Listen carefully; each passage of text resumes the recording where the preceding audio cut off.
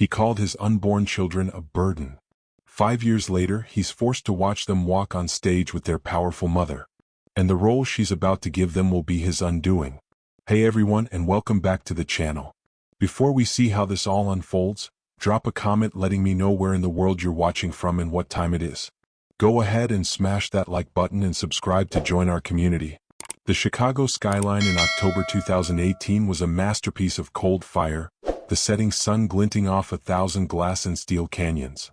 From her office on the 48th floor of the Hawthorne Capitol building, Amara Vance could trace the glittering artery of the Chicago River as it snaked through the heart of the city. At 28, this view was more than just a perk. It was a testament. It was the physical manifestation of the distance she had traveled from the gritty, too-flat world of the South Side, a world she had escaped through a full scholarship to Northwestern and a work ethic so relentless it bordered on punishing. Here, in the rarefied air of high finance, she wasn't just surviving, she was excelling. As a senior analyst, her insights didn't just contribute to reports, they shaped multimillion-dollar strategies. This world, with its hushed tones, Italian leather chairs, and the quiet hum of immense wealth being multiplied, was a world she had earned. Her life and her ascent was inextricably interwoven with Landon Hawthorne. At 31, Landon was the charismatic and powerful heir to the firm, a man sculpted from generations of wealth and East Coast boarding schools. He moved through life with the easy confidence of someone who had never encountered a locked door.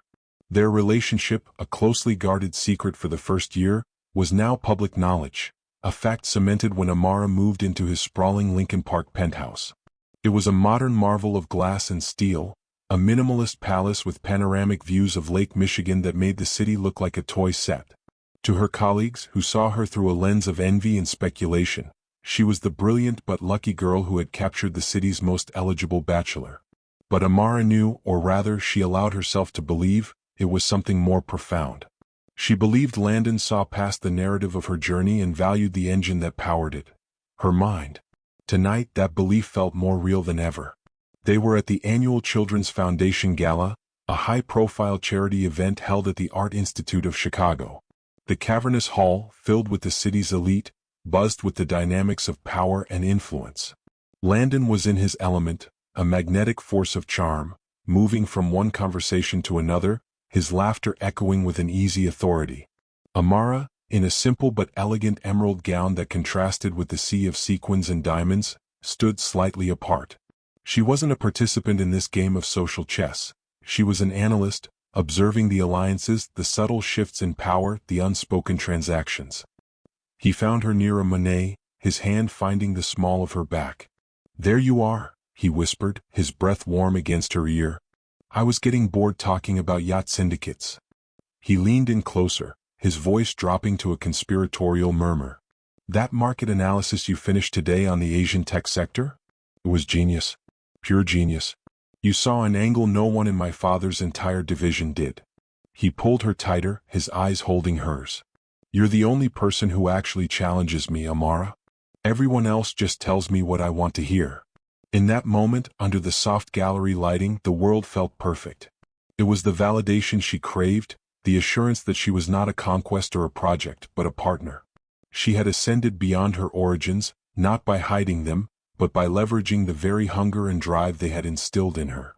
She had found a man who wasn't intimidated by her brilliance but was captivated by it. It felt like the culmination of her entire life's work, the final, satisfying click of a lock she had spent years trying to pick. Later, back in the sterile perfection of the penthouse, the energy of the gala faded, replaced by a quiet intimacy. The glittering lights of the city felt distant, a silent audience to the private drama of her life. Amara stood in the master bathroom, a cavern of marble and chrome that was larger than her childhood living room. The cool, smooth stone under her bare feet did nothing to calm the frantic pounding in her chest. On the counter, beside a ridiculously expensive bottle of face cream she never used, lay a single plastic stick. She picked it up, her hand trembling slightly. Two distinct pink lines stared back at her. Positive. A wave of profound, unadulterated joy washed over her, so powerful it made her dizzy. This wasn't a complication. It wasn't a problem to be solved. This was the answer. It was the ultimate merger, a fusion of his legacy and her grit. She thought of Landon, the man who had everything, the fortune, the power, the name. She was about to give him the one thing he couldn't acquire, the one thing he had to build with her. A family. She pictured their future not as two separate entities orbiting each other, but as a true union, a dynasty of their own making, born not just of wealth, but of a fierce, undeniable love. Her heart swelled with a fierce, protective certainty. This was the beginning of everything. The scent of roasted rosemary and garlic filled the penthouse, a warm, savory counterpoint to the cool, sterile elegance of the space. Amara had spent the afternoon preparing a dinner meant to be a celebration, a quiet anchor in their whirlwind lives. A perfectly seared filet mignon rested beside asparagus drizzled with lemon and parmesan. The table was set for two, with the city of Chicago spread out before them like a carpet of diamonds, a view that usually made her feel like she was on top of the world. Tonight, it felt like the perfect backdrop for the beginning of their real future. She smoothed down her silk dress, her hand instinctively going to her still flat stomach, a secret smile playing on her lips. This meal this evening was the threshold. Landon arrived nearly 2 hours late, the sound of his key in the lock a sharp staccato. He strode in, shrugging off his custom-tailored jacket while already pressing his phone to his ear. "No, tell the board the preliminary numbers are solid," he said, his voice clipped and authoritative. "The merger is the only priority. Handle it." He ended the call without a hello, his eyes scanning the room, his focus still 1,000 miles away in a boardroom. "Sorry I'm late. The underwriters are getting nervous." "It's okay," Amara said, her smile faltering slightly. "I saved you a plate." He glanced at the meticulously set table, then at his watch. "I can't, Amara. I have a conference call with Tokyo in 30 minutes. Just a quick bite." He loosened his tie and sat, pulling his laptop from his briefcase. The carefully constructed atmosphere of intimacy evaporated under the harsh glow of his screen. They ate in near silence, the only sounds the clinking of silverware and the soft tapping of his keyboard. Finally, Amara couldn't wait any longer. She took a deep breath, her heart a frantic drum against her ribs. "Landon, I have something to tell you," she began, her voice soft but clear. He didn't look up. "If it's about the quarterly projections, I already saw them. Good work." "It's not about work," she said, waiting until he finally lifted his gaze from the screen, his expression impatient. "I'm pregnant." She watched his face for the flicker of joy, the shock, the love she had been dreaming of. She saw nothing. A blank, unreadable mask. And Landon, they said it's triplets. The warmth didn't just vanish from the room, it was violently sucked out, leaving a chilling vacuum in its place. Landon's charming smile, the one that graced magazine covers and swayed investors, hardened into a sheet of cold, polished steel. He didn't reach for her hand. He didn't ask if she was okay. He slowly closed his laptop, the click echoing in the sudden, deafening silence. Then he looked at her, his eyes narrowed into analytical slits, and he delivered the first blow. "Are you sure they're mine?" The question was a physical force, a slap so vicious it stole the air from her lungs. She could only stare, speechless, a roaring in her ears drowning out the city below. He didn't wait for an answer. He stood and began to pace, the sound of his expensive shoes on the marble floor like a metronome counting down the seconds of her old life. "Triplets?" he said, the word dripping with disdain. "Amara, do you have any idea what this means?" His voice was devoid of emotion, the clinical tone he used when dissecting a failing asset. "We are about to close the biggest merger in Hawthorne history. It's a legacy deal. My father is watching my every move, the board, the shareholders. I can't show up to the final negotiations with this complication." He gestured vaguely at her stomach with a wave of his hand, as if dismissing a piece of lint from his suit. "They're not a complication, Landon," she whispered, finding her voice. "They're our children." He let out a short, bitter laugh. "Our children? Think realistically. A woman from the South Side with 3 mixed-race children? It would be a permanent stain on the Hawthorne image. A liability I can't afford. It's a branding issue." Her shock and hurt were so profound, so complete, that she couldn't even form a response. He mistook her silence for naivete. He stopped pacing and walked over to a sleek, minimalist desk in the corner of the room, opening a drawer and pulling out a leather-bound checkbook. With deliberate, unhurried movements, he began to write. "Let's be adults about this," he said, his back still to her. Here's $500,000. It's enough for a fresh start somewhere far away from here. Consider it a severance package. If you think Landon's behavior is disgusting and that no one deserves to be treated like a disposable object, hit that subscribe button. Only manipulators and people who side with bullies wouldn't. Amara watched, horrified, as he tore the check from the book and slid it across the cold marble of the dining table. It stopped just inches from her plate of now cold food. "You're paying me to disappear?" she asked, her voice trembling with a rage she didn't know she possessed.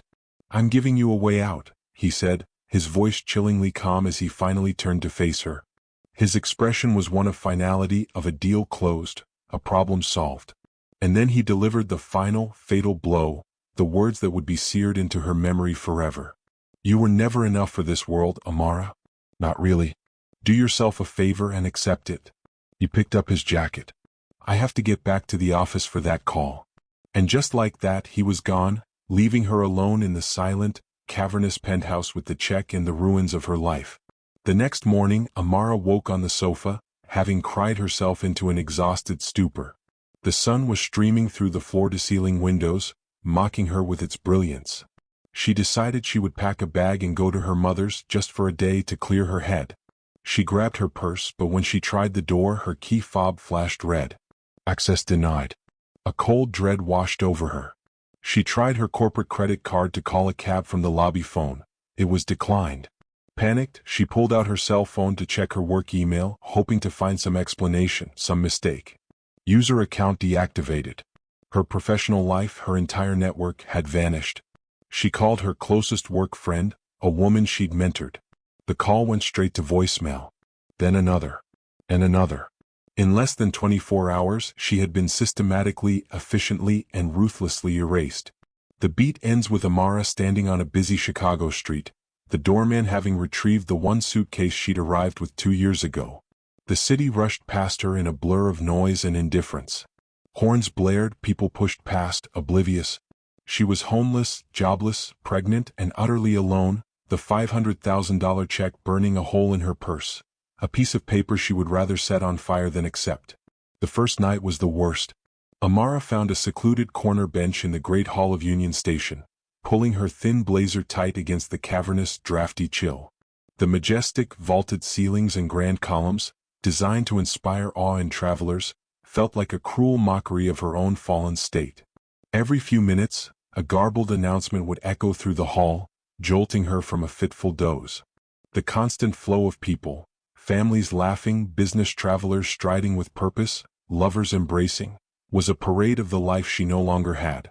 She was invisible, a ghost haunting the edges of society, her only companions the other lost souls who sought refuge in the station's indifferent grandeur. By the third day, a gnawing humiliation had settled deep in her bones. She washed her face in the public restroom, the harsh fluorescent lights exposing the dark circles under her eyes. The relentless nausea of the triplet pregnancy was a constant, churning reminder of the precious, vulnerable lives depending on her, even as her own was disintegrating. Her meager savings were almost gone, spent on bottled water and overpriced sandwiches. She was trapped, a brilliant mind caged in a body that was failing her, in a city that had spit her out. The deafening roar of her failure was louder than any passing train. With her pride in tatters and a desperate, primal need for safety, she pulled out her phone and made the call she had been dreading. Her voice was a cracked whisper. "Mom? I need to come home." The L train ride to the south side was a journey in reverse, each stop taking her further from the gleaming towers of the loop and deeper into the familiar, working-class landscape of her past. She got off at her old stop, the one she hadn't used since leaving for Northwestern, and walked the 3 blocks to the brick 2-flat where she grew up. Before she could even knock, the door swung open. Her mother, Rosalind Vance, stood there, her face a roadmap of worry. Rosalind's strength had always seemed boundless, but now Amara saw the painful stiffness in her movements, the way she favored her left side, the result of a severe arthritis that had forced her into early retirement from her nursing job. Without a word, Rosalind pulled her into a fierce, all-encompassing hug. It wasn't a hug of pity but of pure, unconditional love, a silent, unbreakable shield against the world.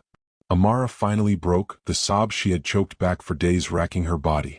The small apartment was a haven, filled with the scent of her mother's cooking and the quiet comfort of the familiar.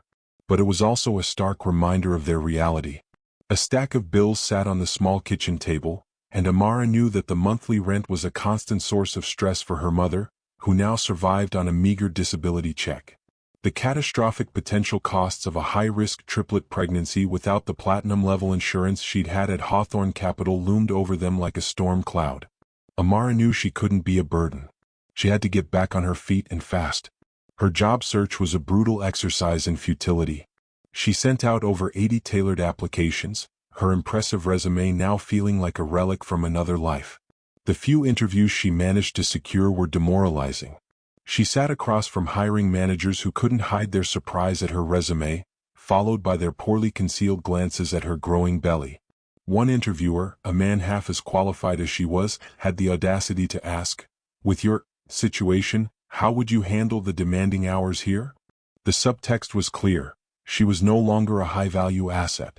She was an unspoken liability, a risk they weren't willing to take. The emotional stakes, already sky-high, were about to be driven to an unbearable new peak. A week after one particularly soul-crushing interview, a text message buzzed on her phone. It was from an old college friend with no words, just a screenshot from a high-society blog. The photo was a dagger to the heart. There was Landon, tanned and radiant, on the deck of a magnificent sailboat on Lake Michigan. His arm was wrapped around Paige Davenport, a willowy, blonde media heiress. They were both smiling, the picture of effortless joy and entitlement. The caption read, "A match made in heaven. Landon Hawthorne and Paige Davenport celebrate their engagement." The date on the post was from 3 weeks ago, mere days after he had thrown Amara out into the street. The cruelty, the sheer speed and thoughtlessness of his actions, shattered the last remnants of her grief. There was no room for sadness anymore.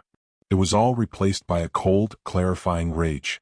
Landon moved on without a second thought, proving his heart is as cold as a Chicago wind.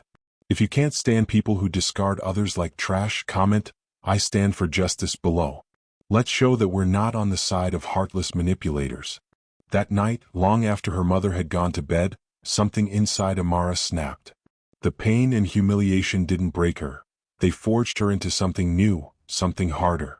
She sat at the small, wobbly desk in her childhood bedroom, posters of inspiring women she tacked to the walls years ago looking down on her. She brewed a pot of coffee, then another. The exhaustion fell away, burned off by the sheer force of her will. She opened her laptop, but not to browse job listings or draft another hopeful cover letter. She opened a blank document. Her fingers, which had been idle and uncertain for weeks, now flew across the keyboard with a renewed sense of purpose. She wasn't just typing, she was building. She was weaponizing her pain, channeling every ounce of her analytical genius, every bit of her market knowledge, into a meticulously detailed business plan. She named it Apex Strategy Group. Its foundation would be revolutionary. A predictive algorithm that went beyond simple demographics to analyze the deep, often irrational behavioral triggers that drive consumer decisions. It was everything she was brilliant at, everything Landon had once praised and then discarded. This wasn't about revenge, not anymore. That was too small a goal. This was about survival on a grand scale. It was about building an empire so powerful, so innovative, that one day the world Landon inhabited would be forced to reckon with her, not as his discarded ex, but as a titan. She looked down at her belly, where 3 tiny heartbeats fluttered against her hand. She vowed to create a legacy for her unborn sons, Caleb, Noah, and Levi, a world where their worth would never be questioned. She would show them and the world that had cast her out exactly how enough she could be. The world shrank to the dimensions of a small glass box. Inside, under the soft blue glow of a Billy light, lay Caleb, the largest of the triplets, weighing just under 4 pounds. In the incubators beside him were Noah and Levi, their tiny chests rising and falling in a rhythm dictated by the whirring, beeping machines they were tethered to. For 6 agonizing weeks, the neonatal intensive care unit, NICU, was Amara's entire universe. She learned the language of the monitors, the sharp, piercing alarm of a desaturation event, the steady, reassuring beep of a healthy heart rate. Her days became a terrifying cycle of whispered consultations with neonatologists, moments of precious, fleeting skin-to-skin contact where she'd hold one of her fragile sons against her chest, and long, lonely hours watching them through the sterile plastic, her hand pressed against the glass. The financial pressure was a suffocating weight. The hospital bills began arriving in thick, intimidating envelopes, each one a stark reminder of her precarity. The daily cost for 3 infants in the NICU was astronomical, a figure that would have been a rounding error on a Hawthorne Capital balance sheet but was an insurmountable mountain for her. Each bill felt like a judgment, a confirmation of Landon's cruel assessment that she was not equipped for this world. Standing on the brightly lit stage, looking out at a sea of 1,000 faces, her heart hammered against her ribs. But as she began to speak, a strange calm settled over her. She wasn't just presenting data, she was telling her story, the story of an idea born from necessity. She spoke about the flaws in traditional marketing, its lazy reliance on demographics, and then she unveiled her solution, an approach that analyzed the deep, emotional currents of human behavior. Her presentation was sharp, insightful, and backed by irrefutable results. When she finished, there was a beat of silence, and then the room erupted in applause. The buzz was palpable. For the rest of the day, she was approached by a steady stream of people, their questions a testament to the fact that she had not just been heard, she had been understood. As the final session was ending, a distinguished older man with sharp, intelligent eyes and an impeccably tailored suit approached her. "Ms. Vance," he said, his voice a low, commanding baritone. "That was one of the most compelling presentations I've seen in a decade. My name is Julian Croft." The name registered instantly. Julian Croft was a Silicon Valley legend, a venture capitalist known for his Midas touch and his almost mythical ability to spot the next big thing. Amara felt a jolt of starstruck awe. "Your platform is revolutionary," he continued, his gaze intense. "I'd like to discuss it further." They found a quiet corner in the crowded atrium. He listened intently as she gave him a deeper dive into her algorithm. But then his expression shifted, a flicker of something old and hard in his eyes. "I need to be transparent with you," Julian said, his voice dropping. "I knew Landon Hawthorne's father, Harrison. We were partners back when we were young and hungry. We started our first tech company together." He paused, a shadow passing over his face.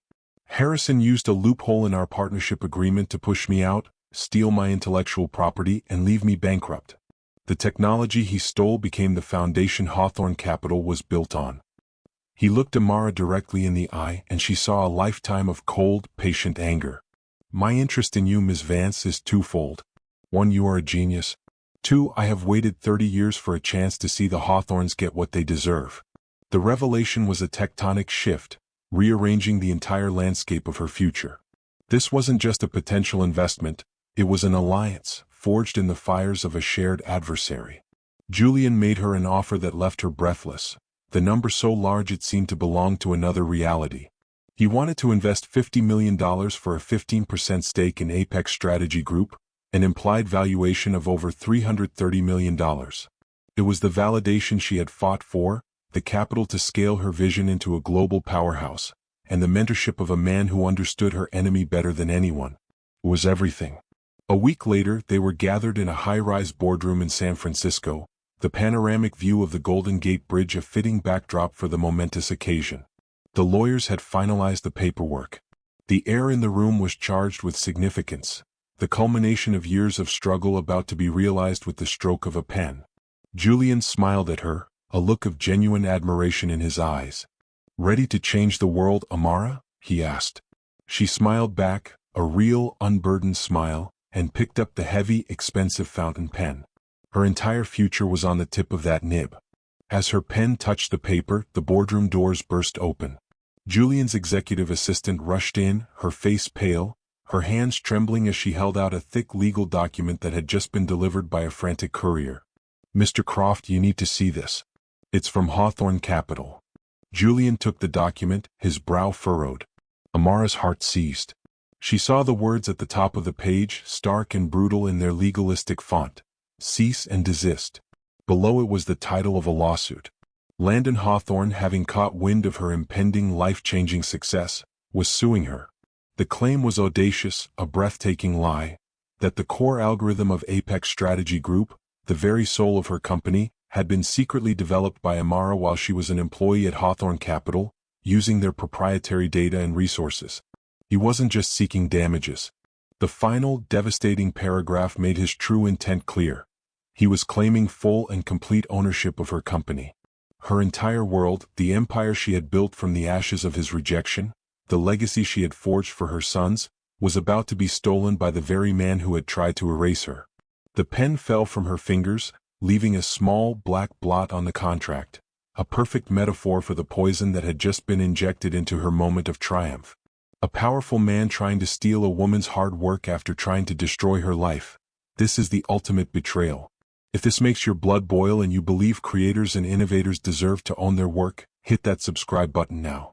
Only people who support corporate bullies would ignore this. The shock in the boardroom was a physical thing, a sudden drop in atmospheric pressure.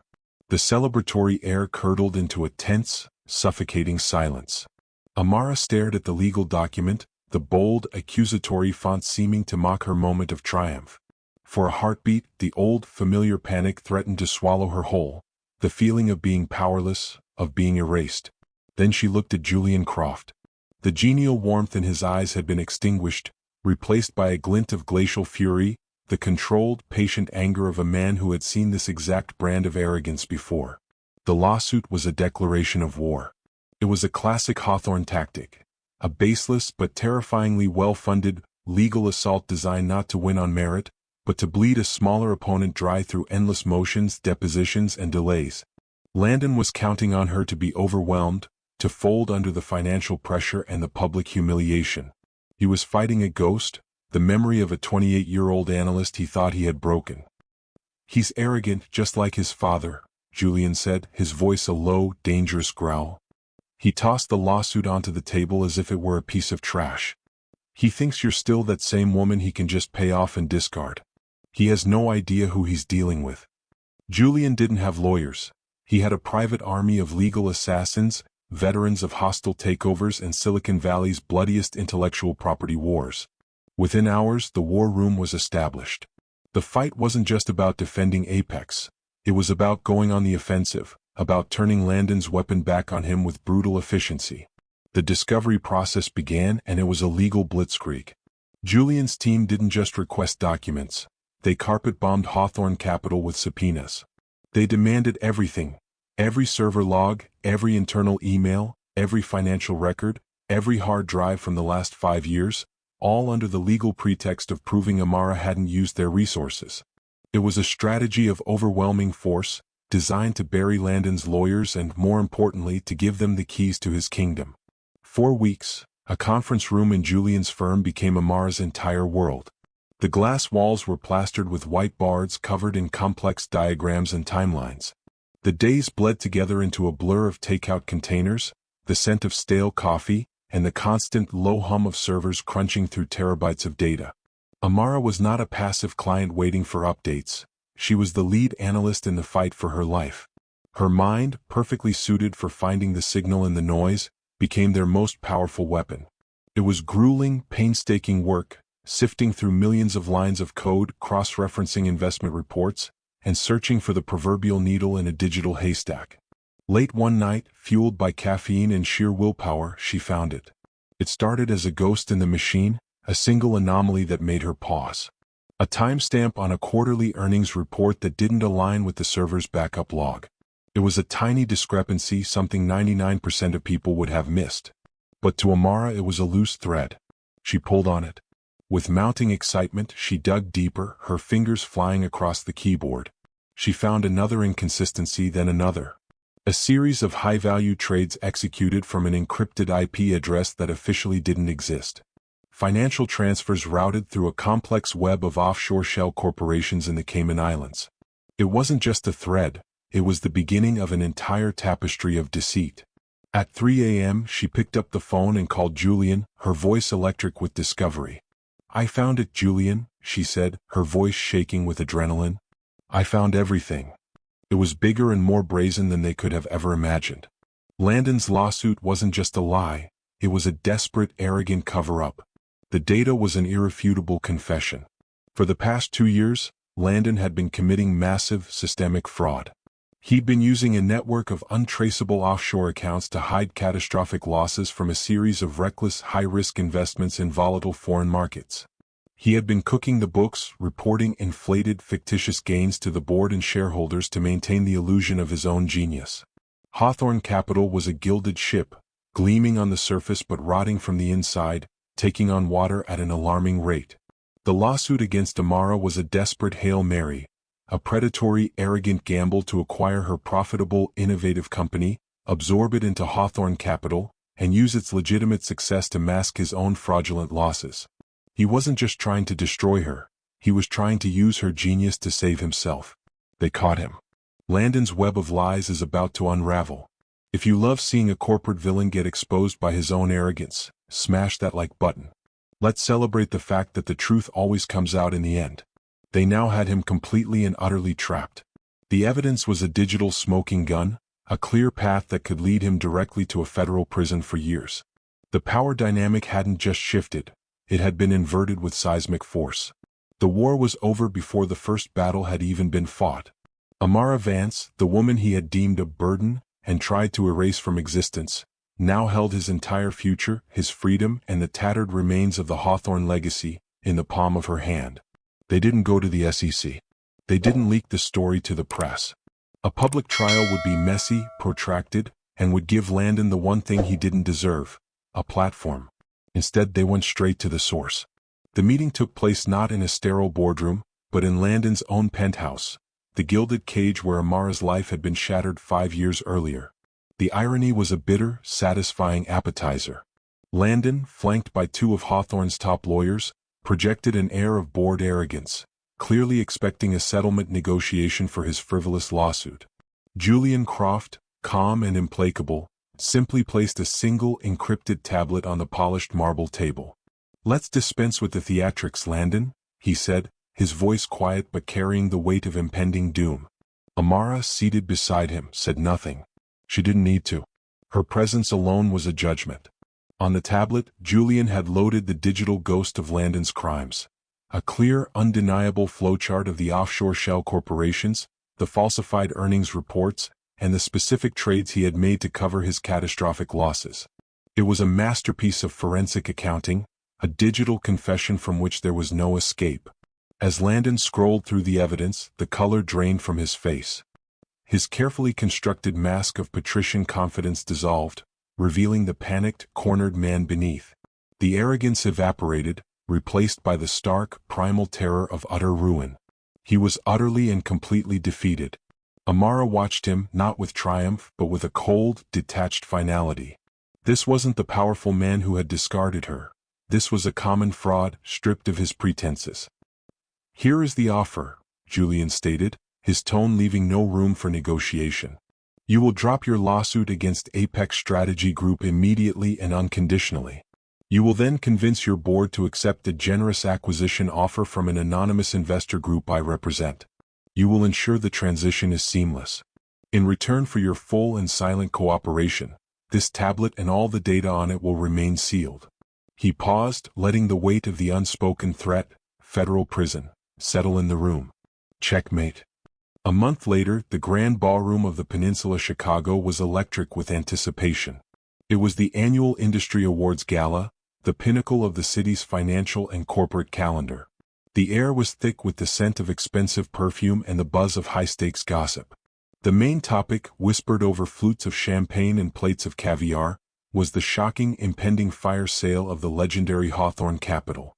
The firm, a bastion of old money stability, was rumored to be on the verge of collapse, and the identity of its savior was the best-kept secret in the city. Landon Hawthorne was in attendance, a ghost at his own funeral. He looked pale and strained, the worry lines around his eyes betraying the sleepless nights he'd endured. He moved through the crowd with a forced, brittle smile, putting on a brave face for the colleagues who now looked at him with a mixture of pity and morbid curiosity. He was expecting a quiet, dignified announcement, a press release-worthy statement about a strategic partnership that would allow him to save some shred of his reputation. He was clinging to the hope that his capitulation would buy him a quiet exit. The host took the stage, the lights dimmed, and a hush fell over the room. After the opening remarks, he introduced a special presenter. To speak on the future of innovation and integrity in our industry, please welcome the legendary Julian Croft. Julian walked to the podium, commanding the stage with his serene authority. He spoke briefly about a new era, about the need for visionaries who build with purpose, not just privilege. Then he smiled. "But I'm not the one who will lead this new charge," he said, his eyes scanning the crowd. "It is my distinct honor to introduce the brilliant mind who will. Please welcome the founder and CEO of Apex Strategy Group, and the new majority owner of Hawthorne Capital, Dr. Amara Vance." A collective gasp swept through the ballroom. The name, combined with the bombshell announcement, sent a shockwave through the audience. Landon, who had been nursing a drink at his table, froze, the glass halfway to his lips. He watched in stunned disbelief as Amara emerged from the wings. She was a vision of power and grace, wearing a stunning architectural gown of midnight blue that shimmered under the stage lights. She was no longer just Amara Vance. The gala program, which Landon now stared at with trembling hands, noted her recently completed PhD in behavioral economics. She moved with a confidence that was absolute, a woman who owned not just the stage but her own destiny. And she was not alone. Walking proudly beside her, holding her hands, were her 3 sons, Caleb, Noah, and Levi, now 5 years old and impossibly handsome in sharp, custom-tailored miniature suits. Amara reached the podium and held the microphone, her gaze sweeping over the audience until it found Landon. Their eyes locked across the crowded room, a silent 5-year chasm bridged in an instant. "5 years ago," she began, her voice resonating with a quiet strength that filled every corner of the vast ballroom, "I was told that my background and my children made me a burden to a legacy. I was told I wasn't enough for a world built on pedigree and privilege." A wave of murmurs rippled through the room as the city's most powerful people began to connect the dots, their curious glances darting between the commanding woman on stage and the ashen-faced man at the table. "Tonight," Amara continued, her voice clear and unwavering, "that legacy has a new owner. We are here to announce that Apex Strategy Group has officially acquired Hawthorne Capital." The room erupted in a mixture of gasps and thunderous applause. This acquisition is not about revenge. It is about renewal. It is proof that true value is not inherited. It is built through relentless work, unwavering integrity, and the courage to turn rejection into revolution. It proves that character, not your last name, is the true measure of worth. Character, not your last name, is the true measure of worth. What a powerful statement. If you agree with Amara and believe that integrity and hard work should always triumph over privilege and deceit, comment, "Character is everything," down below. She looked directly at Landon, her expression not one of hatred or even triumph, but of a calm, profound finality. He sat frozen, publicly neutered, a statue of humiliation as the entire financial world bore witness to his spectacular downfall at the hands of the woman he had so carelessly, so cruelly destroyed. He was no longer the master of the universe, the heir to an empire. He was just a footnote in her incredible story. The digital guillotine fell before sunrise. Landon awoke not to his alarm, but to the incessant, frantic buzzing of his phone. The screen was a nightmare of notifications. The first was a public Instagram post from Paige Davenport, a perfectly composed selfie of her looking serene and resolute, her left hand conspicuously bare. The caption was a masterpiece of high society devastation. "In light of recent, disturbing revelations, I have made the difficult decision to end my engagement. I wish Mr. Hawthorne and the children I was never aware of all the best." It was surgical, brutal, and had already been screenshotted by every gossip blog in the country. Next was the official press release from the Hawthorne Capital Board, a crisp, corporate betrayal that enthusiastically welcomed the visionary leadership of Dr. Amara Vance. In the space of a few hours, Landon had become a pariah, his name a toxic asset. Amara's first day as the new head of Hawthorne Capital was the quiet inverse of Landon's chaotic morning. As she walked through the soaring marble lobby, the sound of her heels clicked with an authority that silenced the usual morning chatter. This was the same lobby she had once scurried through as a junior analyst trying to be invisible. Now, the employees who had once offered her pitying smiles or ignored her completely now looked at her with a mixture of fear and unadulterated awe. She was no longer a footnote in the Hawthorne story, she was the author of its next chapter. Her first act was to summon Landon to her new office, his father's former corner suite, a space she had already stripped of its dark, patriarchal mahogany, replacing it with clean lines, modern art, and light. He entered looking diminished, a ghost haunting his own empire, his expensive suit now looking like a costume he was no longer entitled to wear. He stood before her desk, waiting. "Your employment is being continued," she said, her tone cool in all business, devoid of any personal animosity. It was far more devastating that way. "You've been reassigned. You will be a senior consultant to a new internal venture." "Which one?" he asked, his voice barely a whisper, a pathetic flicker of hope in his eyes that he might be given some face-saving role. "The Next Generation Innovation Council," Amara stated. "You will be providing weekly reports on market inefficiencies and failed growth strategies. Your direct supervisors will be the council co-chairs." She nodded toward the doorway, where her assistant was leading in Caleb, Noah, and Levi. The boys, looking serious and important, were each holding an iPad, their faces illuminated by the screens. They looked from the iPads to the broken man standing before them. "They have a lot of questions about failed business strategies," Amara said, her voice even. "You can start by explaining yours." The story closes not on Landon's silent, soul-crushing humiliation, but on Amara's liberation. After he was dismissed, she stood at the vast window, looking out at the Chicago skyline, the city she had now conquered entirely on her own terms. The victory wasn't in his defeat, but in her own construction. She hadn't just reclaimed her power, she had redefined it, transforming a legacy of cold, exclusionary privilege into something new. She had built a more inclusive, more innovative, and more resilient legacy for her children, the true and deserving heirs to an empire born from the ashes of betrayal.